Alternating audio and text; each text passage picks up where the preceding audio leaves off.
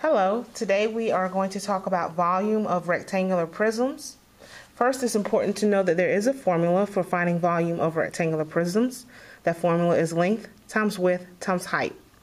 It's also important to know that volume is basically the space that is within or inside a three-dimensional figure. And volume, the answer is going to be a cubic measurement because it gives not only the length and the width like area does, but it also gives the height. So it gives you 3 dimensions instead of 2. So if you look at this rectangular prism that's drawn for us, the length is 5 inches, the width is 2 inches, and the height is 8. And they're asking us to find the volume. So what I'll do is just use these measurements, the length times the width times the height, to get a total area of 80 inches cubed. Now sometimes they will give you the volume and 2 of the measurements, and you have to find the missing dimension. In this case, the missing dimension is the height.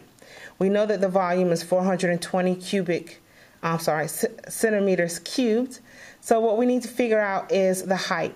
There's 3 steps to this problem. First, we are going to substitute the values.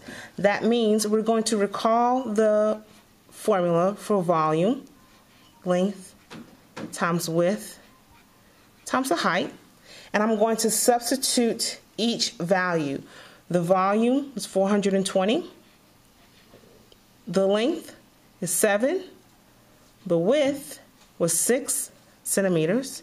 The height is the unknown. That's what we're trying to find.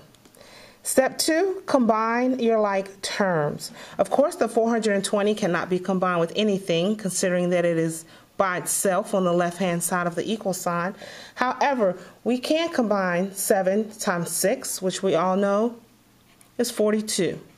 We don't know the value of h, so we'll just copy that variable. Finally, step 3 is to solve the equation. In other words, solve for the variable. And remember, you do that by doing the inverse operation. So instead of multiplying h by 42, we are going to divide both sides, because it is an equation, by 42. By doing that, these 42s cancel out, leaving h alone.